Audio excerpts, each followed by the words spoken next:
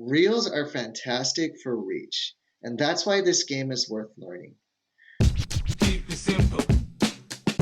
If you're new to Reels, the best tip I could possibly give is to not overthink it and just make them. There's a lot of rules made by a lot of creators, like use trending audio, don't use trending audio, use this, do that. There's an endless list of different tips and tricks, and if you try to do all of them at once, it's just way too overwhelming. The best thing to do is just to have fun with it, experience, and make a lot of them. Reels are fantastic for reach, and that's why this game is worth learning.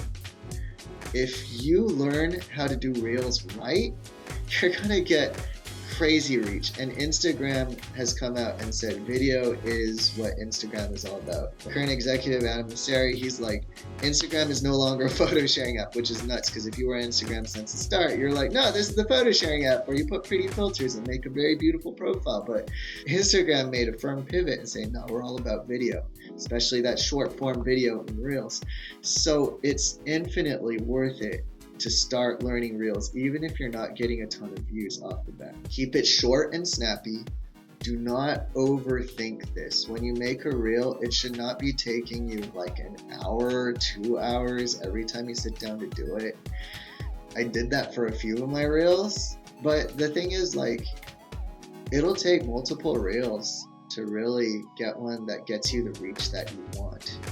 So instead of making A+ Reels every time and making like one every 4 weeks, it's better to make 4 C Reels or 8 C- Reels even, just to figure out what people are into, what the algorithm will pump out, and what people respond to. It's a lot of fun, but you kind of have to turn off that perfectionist part of your brain, in my opinion, because that will slow you down. It definitely slowed me down.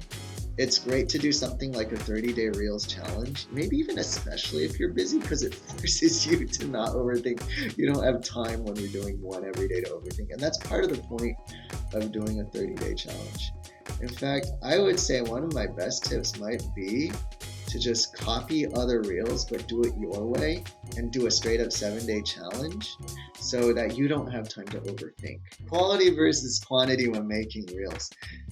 I feel like it's not even a versus kind of question. It's just the fake thing we've set up. It's really about making a mass quantity of Reels, and that creates quality Reels. The more Reels we make, the more good ones we make. And people want a quick win. People want to go really fast. But the thing is, like, yeah, it's not that hard. It's 15 seconds. We don't want to overthink this stuff. Make a lot of Reels, and don't make them the best perfect Reels ever. Just making lots of Reels makes the level of all of our Reels that much better. And that's how we make better Reels. Aim for 1% better with every Reel. When it comes to following all of the great advice on Instagram Reels, which is out there, and I feel like it's a lot of it, most of it's probably right, but the question is it right for you? And I think what we need to do with all the different tips and advice on Instagram Reels is really study people that make Reels in your niche that are getting the views that you want, and study especially the people that are playing the game that you think you might want to play. If you don't feel good about putting your face on camera, there are people killing it in your niche without putting their face on camera. If you want to talk direct to camera, there's a lot of people doing that too, but not in your voice the way you would say it, do it. So that's what it's really about.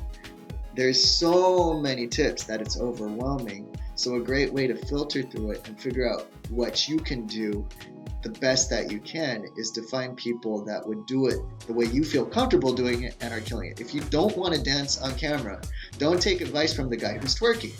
You take advice from the guy who's making really awesome, clever little transitions. If you're not really good with cameras and editing and cool transitions, study the people that are doing really simple things. Like, oh, show me the art. Ding, show me the artist. Really simple Reels, because there's simple ways to do this. There's ways with fancy camera moves. There's ways with wild dancing. There's ways with funny word jokes. It's all about finding the people who are doing it the way you would do it, and then also studying the people that are doing stuff in your niche, in your business category. So I feel like that's the way to filter through all the tips and not get overwhelmed, because it's so overwhelming.